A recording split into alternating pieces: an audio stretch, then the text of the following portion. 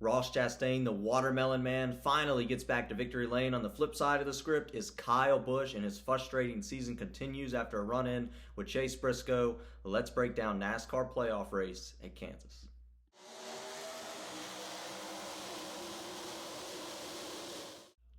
Hello everybody, welcome to Dirty Air. I'm your host Alex Lambert, and let's break down a wild race at Kansas where Ross Chastain finally breaks that long winless streak to get his first win of the 2024 season, ensuring that Trackhouse is still a Chevrolet contender. That's certainly very important, but even bigger storyline is Kyle Busch, unfortunately going for the 20-year win streak. Will not happen today with only a few races remaining after some issues with the race car, a run-in with Chase Briscoe blocking him, trying to battle Ross Chastain for this win. That was an insane battle, but the frustration continues to boil over. We'll talk about the top 10. We'll talk about some playoff guys, some playoff troubles for some top stars. Denny Hamlin once again, Kyle Larson in the opening race of a round, once again having issues. Let's go ahead and break down the action at Kansas, one of arguably NASCAR's best racetrack. What is it, between Kansas and Atlanta now? The best two tracks. It's a 2.5-mile racetrack. Let's break down all that just happened. And before I talk about Ross Chastain, before I talk about the playoff grid, let's break down what I think is going to be the biggest story of this race, and that's Kyle Busch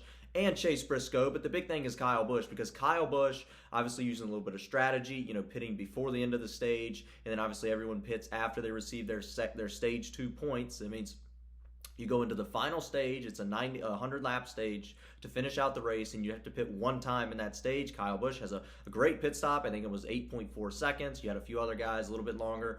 Martin Truex Jr. was going to try to catch him on pit road with the Joe Gibbs pit crew, but fortunately, hey, give credit to Kyle Busch's pit crew, because on the money stop, final stop of the day, Kyle Busch's crew was there on that final green flag pit stop, and they executed perfectly, which is something they have, they struggled a little more with earlier this year, but it's definitely been cleaned up very well. So give props to that. But Kyle Busch going for the win, trying to battle Ross Chastain. Great battle for the win here with about, I think it was under 30 laps to go. Chase Briscoe pulls a block, and the dirty air on the front of that car just turns Kyle Busch into the wall. Kyle overcorrects, ends up spinning out.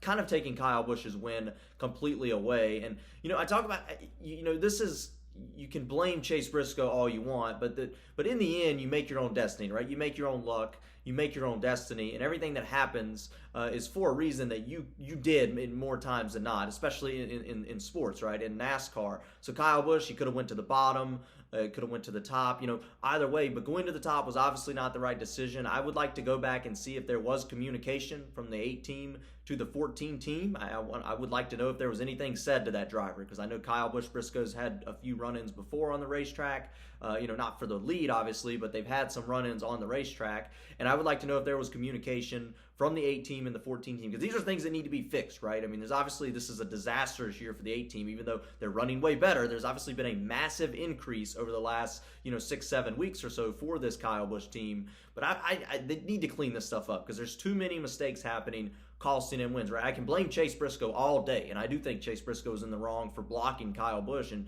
manipulating the air, right? But at the end of the day, what was being made? I would have to go and look, see if there was radio communication with the 14 team, telling Kyle Busch where to go, just all these different variables that could have played into effect where Kyle Busch could have made a better decision. Kyle Busch obviously overcorrected. That's probably more his fault. We'd have to go back and look at some data there too. But very frustrating loss today for Kyle Busch. And I don't even know what to tell Kyle Busch, because you come close to winning Daytona, lose it by, a car length. You lose Darlington right at the end of the race because you don't have enough laps to catch the 14 car. You lose in Atlanta back in February in the second race of the year by a few, less than a foot to the finish line, and you finished third in that race, in the 3-wide finish. I mean, what a heartbreaking season for Kyle Busch. And he said in his post-race interview he's numb, and I understand where he's coming from. It's been a hard watch. It's frustrating to watch. A lot of bad things happening on the 8 team. They've gotten better. If there's one thing I can point to and say that there's been some positive light at the end of the tunnel, I believe this is coming to an end, because RCR has cleaned up. We don't have any pit penalties anymore. We've cleaned up the pit road issues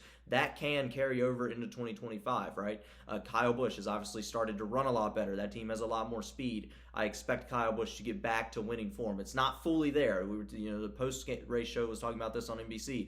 He's not fully there right now, but we're getting closer, and we're continuing to get closer to a Kyle Busch winning once again and getting back to that normal Kyle Busch. On the flip side, you can talk about Chase Briscoe a little bit, and Chase Briscoe is a really frustrating situation, right? In the playoffs, but I think, once again, you go back to Kyle Busch's team, was there communication? But why is Chase Briscoe blocking with under 30 laps to go when he's a lap down? This is frustrating things that Chase Briscoe, I think, continues to do is make these frustrating mistakes. For Chase Briscoe, more attention to what's going on, I think, is needed. And this doesn't all fall on the driver, but I'd like to know what's going on in that team, that organization that's allowing him to do these things that could cost him in the future. Hasn't yet. It might not, but it could.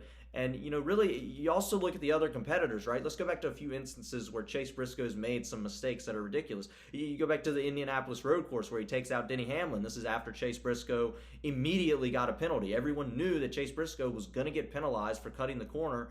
Completely takes out Denny Hamlin, ruins Denny Hamlin's race, and Chase Briscoe's not in contention for the win. I go back to Charlotte, the Coca-Cola 600 a couple years ago. Chase Briscoe dives it in, obviously wrecks himself. That takes him out of contention for the win when he did that, and it ruins Kyle Larson's night. I go back to the Bristol Dirt Race where Chase Briscoe takes out himself. Tyler Reddick, I believe this was 2022 as well. Kyle Busch won this one. It takes out himself and Tyler Reddick at the end of the race. A lot of frustrating situations, and you go to today at Kansas where he takes out Kyle Busch for the win. All of these are becoming very frustrating and seem to be a little repetitive. Now, there's a few things. Obviously, Chase Briscoe's team probably could, look at this, but also, why are the other teams not communicating with Briscoe? I'd like to know if there's anything being said behind closed doors, telling him, hey, Briscoe, you can't keep doing this stuff, or I'm not going to take this stuff. NASCAR is a very self-managed sport, right? NASCAR very rarely steps in to penalize driver. It's all self-aware, self-managed. So if you're a team, you're another driver, like if I'm Kyle Busch or any of these other drivers, I'm having a conversation with Briscoe. I'm telling him that this cannot keep continuing to happen when you're around me. And even if I'm not a competitor that's been wiped out, I would want to make that clear moving forward, because I don't want to be the guy that's leading the race and gets blocked by Chase Briscoe, gets taken out at the end of a race because he dives in the corner. You have to stand your ground a little bit and show this 14 team right now that that's unacceptable.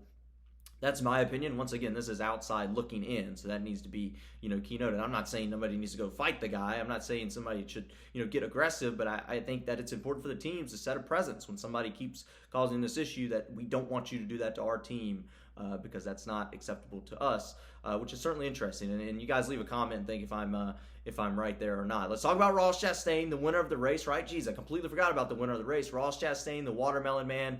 Big win for him in Trackhouse, right? It's been a rough year for Trackhouse. Daniel Suarez was able to win and punch his ticket in the playoffs in that 3-wide photo finish. But for Ross Chastain, been sort of a frustrating year too, right? Earlier this spring at Kansas, wasn't able to get the win. You go back to a few other instances where he was fast, in contention for the win, but things went wrong. Then we went in that little summer slump that he had, but back to winning speed. Ross Chastain, big win today at Kansas, and I would expect to see him contending for more wins in the future very soon. I think Trackhouse Chevrolet seems to be back on the uphill. Obviously Hendrick Motorsports has been fast all year, but I think Trackhouse and Chevrolet is back on the uphill right now. So certainly that's big for Ross Chastain. Big win for him. We'll have to keep monitoring him the rest of the year, see how he can do. Have another mile and a half coming up, right, at Las Vegas. He could very well smash a watermelon on the front straightaway there as well. So let's go through the entire top 10, right? William Byron, big points day for him. William Byron obviously starting to show more speed as we've entered the playoffs. We talked about how there was a summer slump for him as well, a massive summer slump. Back to winning speed. It looks like Byron's getting closer, kind of like Kyle Busch, but not as massive, but getting back to winning speed, getting closer to getting that 4th win of the year. He's not won since April in Martinsville. Martin Truex Jr., nice 3rd place finish today. He was in contention, obviously trying to use some strategy, just didn't quite have enough speed to get that final win. It'll be interesting to see in these final races coming up. Can Martin Truex Jr. win a race in his final season? I think that'd be a sweet goodbye to the 19 team, the driver of the 19 Joe Gibbs Toyota, Martin Truex Jr. Ryan Blaney, obviously a nice 4th place finish. Once again, Penske is peaking at the right time. Ryan Blaney finishing 4th today.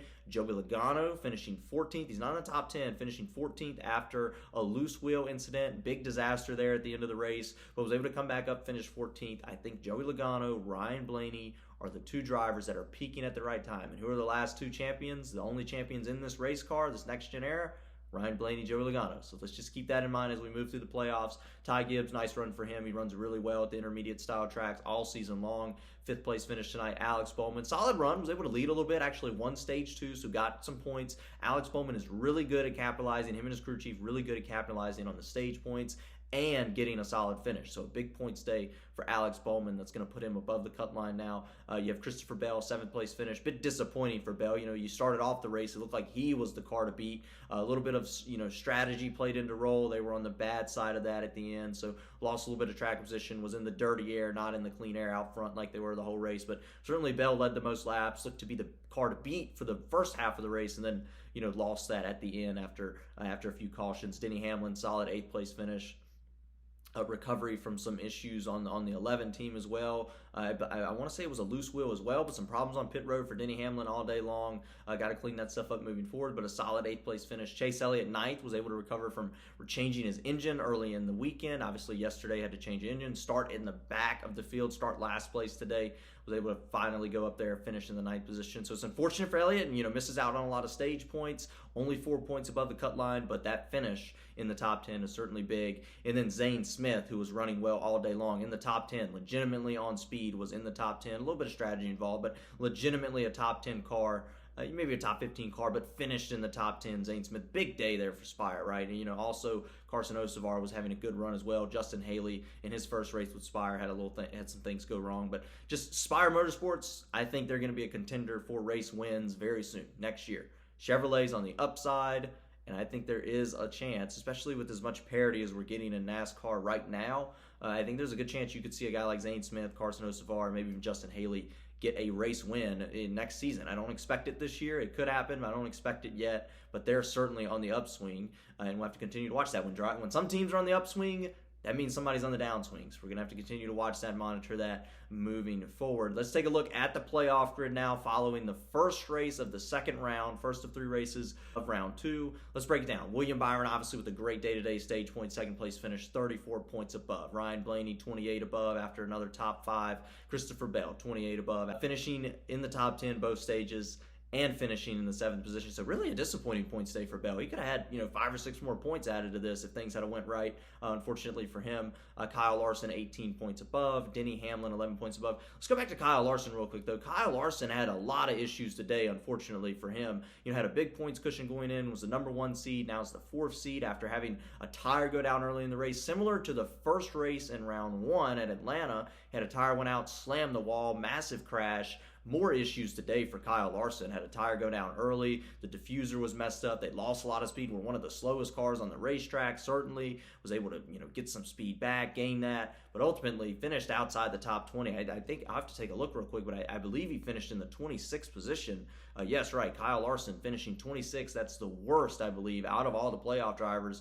And Tyler Reddick was just 1 spot ahead of him in 25th. So certainly that's a key moment. Cannot keep that happening for Kyle Larson. My concern for Larson is Talladega next week, where he's had a lot of bad luck in the new car and old car. We'll have to continue to watch that, see if Larson can get through the Talladega mayhem. Denny Hamlin 11 points in, Alex Bowman 8 points in after a big points day, but was at a bit of a disadvantage going in. Not as big of an advantage as some of the other guys with the bonus points. Chase Elliott only 4 in, missed out on a lot of stage point opportunities today. Joey Logano 4 points in. Once again, that issue cost him some points as well. Tyler Reddick 4 points below. Really bad day. Really rough day for the 45. I'd like to know what happened there. I didn't see Bubba Wallace either, and they've had a lot of success at this racetrack recently, and there was little to no success from those guys today. Didn't see him up front. Don't think he got any stage points, and finishes in 25th.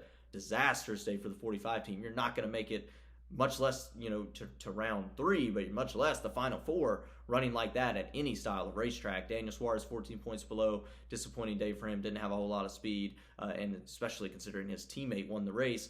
Chase Briscoe 25 points below. Rough day for him as well. Austin Cindric 29 points below. A terrible day for the 3rd Penske car. I think I saw him in the wall a few times. I think he got spun around one time. So certainly a bad day for Austin Cindric. Yeah, he did. He spun around and hit the inside wall. But that's it. That's really all there is to talk about following the Kansas race. Or I tried to cover everything following this Kansas race. Certainly an entertaining race. A lot of action happened. A lot of talent being displayed, which is certainly something I do like to see. We do go to Talladega next week for the 2nd race of this round out of 3. Then we will go to the Roval, the Charlotte Road Course, for that cutoff race. It should be interesting. It should be an exciting round. Please tune in to Dirty Air following both of those races next week. And of course, about Kyle Busch losing another one in a harsh way. Let's get rowdy.